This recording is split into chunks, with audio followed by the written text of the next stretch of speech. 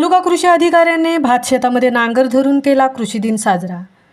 कृषी क्रांतीचे प्रणेते राज्याचे माजी मुख्यमंत्री वसंतराव नाईक यांच्या जयंतीनिमित्त कृषी विभाग यांच्या वतीने देवपूरवाडी येथे तालुका कृषी अधिकारी सूरज पाटील यांनी शेतकऱ्याच्या भात शेतामध्ये नांगर धरून शेतकऱ्यांसमवेत लागवडीकरता अनोखा कृषी दिन साजरा केला। कृषी दिनाचे औचित्य साधत देवपूरवाडी व परसुले या गावामध्ये भात लागवड व तणनाशक वापर प्रात्यक्षिक दाखवून कृषी दिन साजरा करण्यात आला।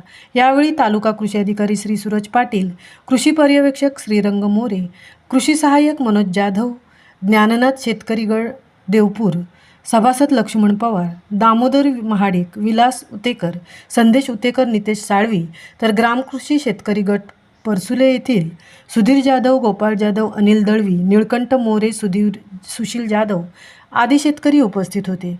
जे जे आपणास ठावे ते दुसऱ्यासी देई, शहाणे करून सोडी सकळ जना या संतांच्या वचनाप्रमाणे देवपूर येथे सूरज पाटील तालुका कृषी अधिकारी यांनी नांगर धरून चिखल केला, भात लागवड करत शेतकऱ्यांशी संवाद साधला। त्यावेळी त्यांनी भात पीक विमा, महात्मा गांधी राष्ट्रीय रोजगार हमी योजनेअंतर्गत फळबाग लागवड, महाडी बीटी अंतर्गत विविध योजनेचा लाभ घेण्याचा आवाहन उपस्थितांना केले। कृषी सहाय्यक मनोज जाधव यांनी परसुले येथे निळकंठ मोरे यांच्या शेतावर भात पिकामध्ये पायराझोस्ल्यूफुरॉन, मिथाइल 10 वेटेबल पावडर, तणनाशकाचा वापर हे प्रात्यक्षिक करून दाखवले। भात पिकामध्ये वाईड स्पेक्ट्रम तणनियंत्रण, रुंद पाने असलेले तण उगवून न देणे करता भात लागवड झाल्यानंतर गवत उगवणी पूर्वी फवारणी किंवा ब्रॉडकास्टिंग करता येते।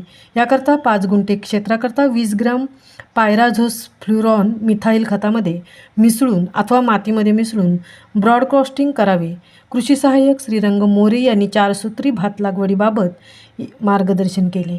कार्यक्रमाचे आभार प्रदर्शन सुधीर जाधव यांनी केले। महामुंबईसह प्रकाश कदम, पोलादपूर। परंतु पायरोझोफ्युरॉन येथील 10% मुळे आहे।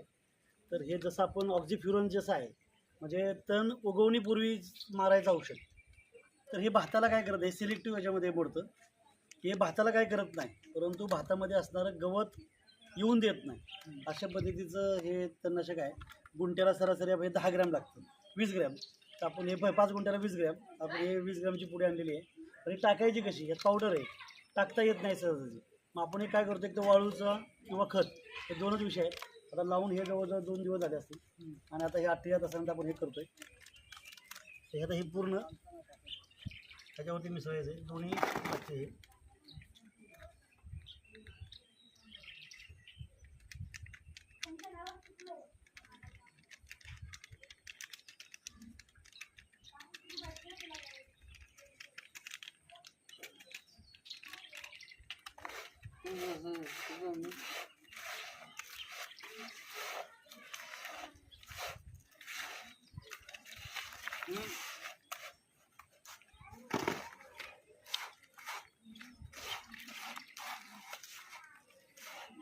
हे वाळून आपण सगळं मिसळलेलं पूर्ण।